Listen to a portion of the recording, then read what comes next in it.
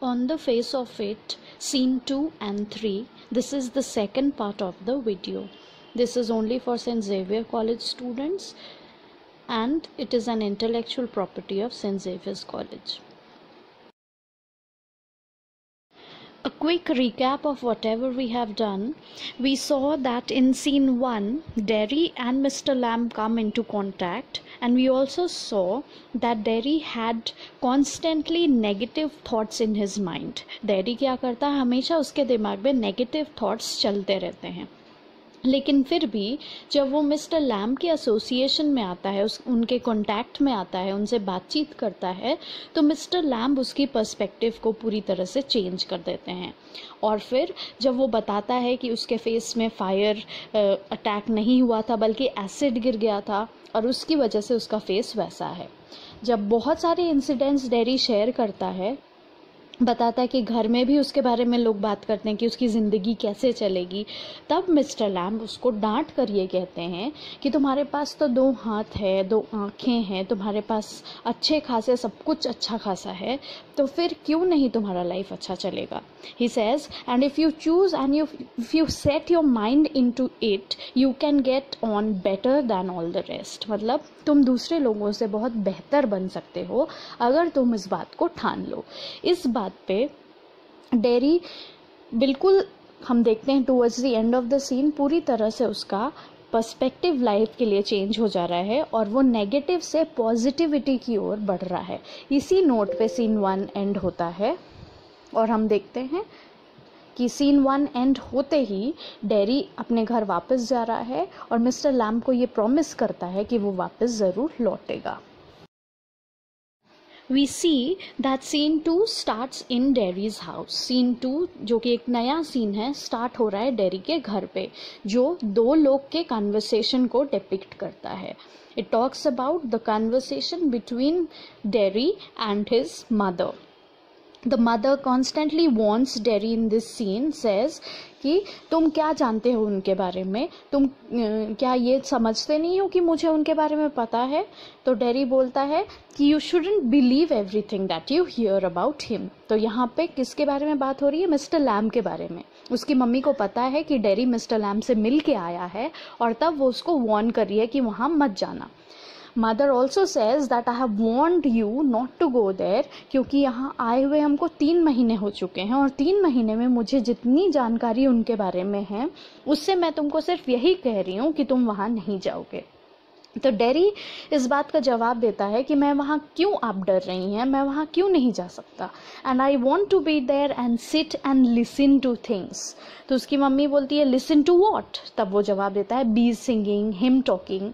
And mother says and what has he got to say to you. Mother उससे पूछती भी है कि और वो क्या बोलते हैं. तो डेरी जवाब देता है कि वो वही सब बोलते हैं जो मैटर करता है.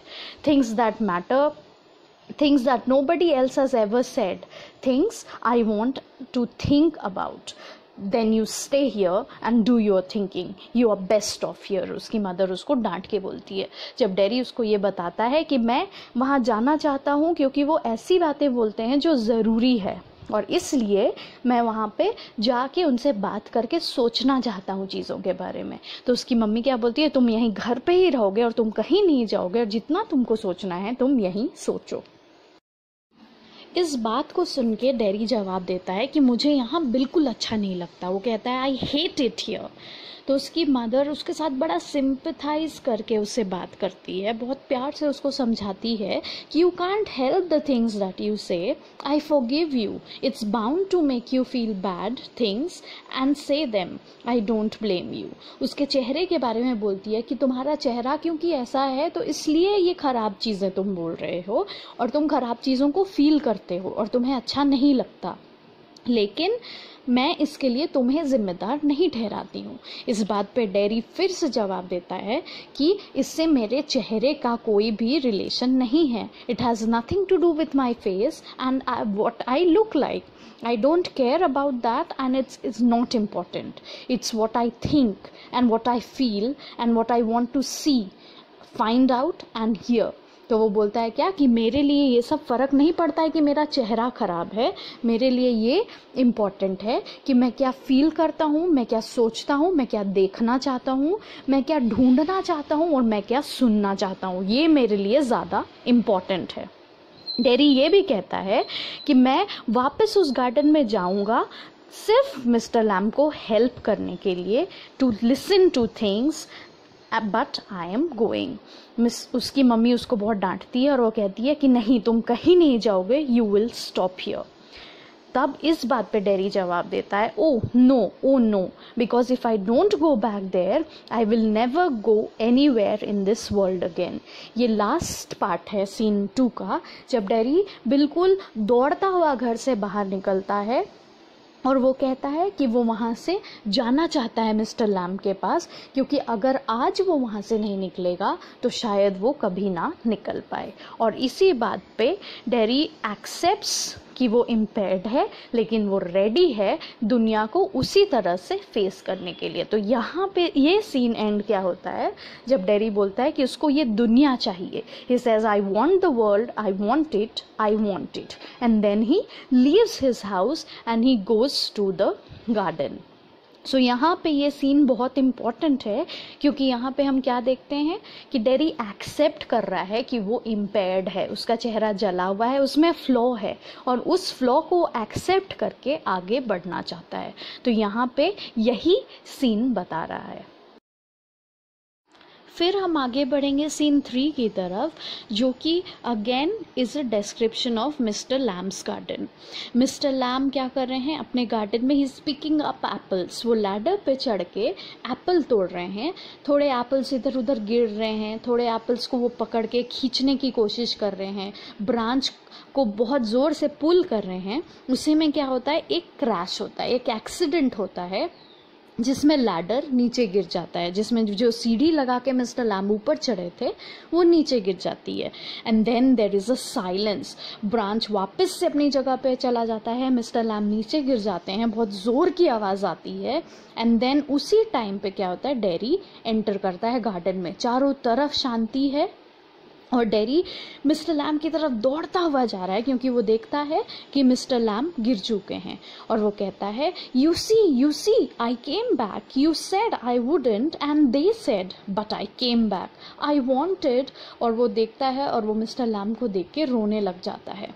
Mister Lamb he says, he runs through the grass. वहाँ पे रुकता है वो, फिर मिस्टर लैम कहता है, लेकिन मिस्टर लैम वहाँ मर चुके होते हैं, उनको बहुत ज़ोर की चोट लगती है और मिस्टर लैम नहीं उठते हैं। Mister Lamb, it's all right, you fell, I am here mister Lamb, it's all right. वो कहता है कि मैं आ चुका हूँ आपके पास, मैं बिल्कुल आपसे जैसा मैंने प्रॉमिस किया था वैसा मैं कर चुका हूँ। आई केम बैक लेमी Lamb, I did come back. बहुत दुख के साथ वो मिस्टर लैम को कहता है कि उसने अपना प्रॉमिस निभाया है, और वो मिस्टर लैम के पास वापस आता है। लेकिन मिस्टर लैम क्या है, वहाँ गिर चुके हैं और मिस्टर लैम मर चुके हैं। तो डेरी उसी नोट पे एंड होता है स्टोरी। और अब चैप्टर में थीम क्या है? थीम है कि पॉजिटिव एटीट्यूड लाइफ में हमेशा हमको क्या करता है, विन करता है नेगेटिविटी के ऊपर। Positive thinking adds positivity and makes life very happy. दूसरी चीज़ जो हम चैप्टर से सीखते हैं वो क्या है, impaired people don't need sympathy. वो सारे लोग जिनको हम दिव्यांग कहते हैं, या वो सारे लोग जो कि इम्पेयर्ड हैं, वो सारे लोग जो डिसेबल्ड हैं, उनको हमारी सिंपैथी नहीं चाहिए। उनको क्या चाहिए, सिर्फ उनको इक्वालिटी चाहिए और एक्सेप्टेंस चाहिए, ताकि वो इस वर्ल्ड को फेस कर सकें विथ द डिफ़िकल्टी। मतलब डिफ़िकल्टी के साथ भी वो उस लाइफ को अच्छे से जी सकें। तीसरी चीज़ जो चैप्टर में बहुत अच्छी तरह दर्शाया गया है वो ये है कि acceptance to impairment and flaws lead to better attitude and confidence to lead life. मतलब वो सारे लोग जो impaired हैं, वो सारे लोग जो थोड़े से हमसे अलग हैं, वो सारे लोग जो परेशानी झेल रहे हैं अपनी फ्लॉज की वजह से या अपनी डिसेबिलिटी की वजह से, उनको एक्सेप्टेंस ज़रूरी है. अगर वो एक्सेप्ट कर लेते हैं अपने लाइफ को तो वो शायद बहुत कॉन्फिडेंस के साथ आगे लाइफ गुजार सकते हैं. तो ये सारी चीज़ें हम चैप्टर में सीखते हैं.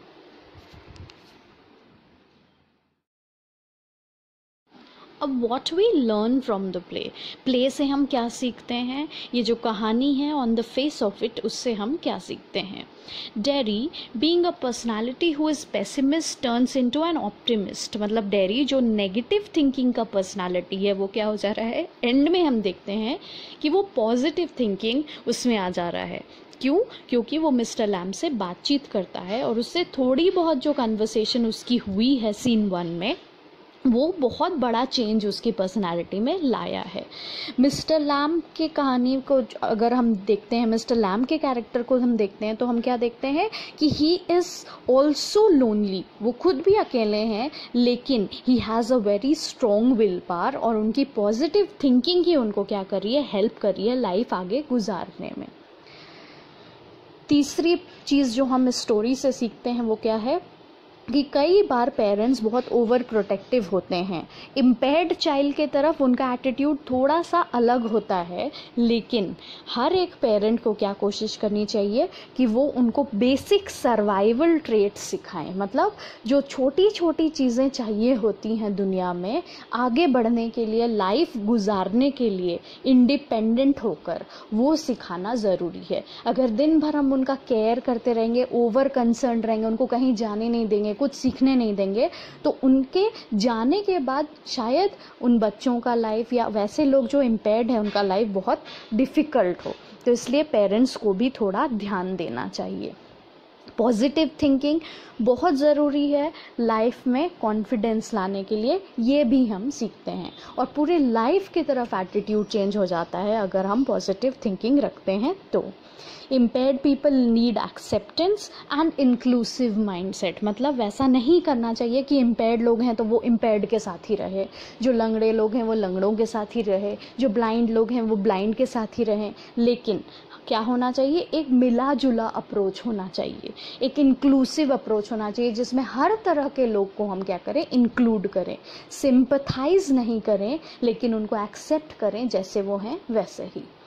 वर्ल्ड में जो लास्ट चीज़ हम सीखते हैं चैप्टर से, जो कि बहुत इम्पॉर्टेंट है, वो क्या है कि वर्ल्ड में बहुत कुछ पॉजिटिव है. World is full of positivity, so we need to look on the brighter side of the life. और हमें ये सोचना है चैप्टर से कि क्या डेरी वापस से वैसा ही हो जाएगा, he will go back to his own seclusion, और will Mister Lamb's brief association effect a change in his life. क्या उसके लाइफ में मिस्टर लैम्ब से ये जो छोटा सा एसोसिएशन है वो पूरे उसके लाइफ को बदल देगा, या फिर वो वापस से ही वैसा लोनली, अलोन और सेक्लूडेड रहेगा. ये रीडर्स के ऊपर है सोचने के लिए. तो once you have read the chapter completely, I wish that you think on this point, and then when we have a formal conversation, then we will discuss on it again. Thank you everybody. I hope you enjoyed the lesson and I hope you understood everything. We will discuss the main points again once we meet in the virtual class. Thank you.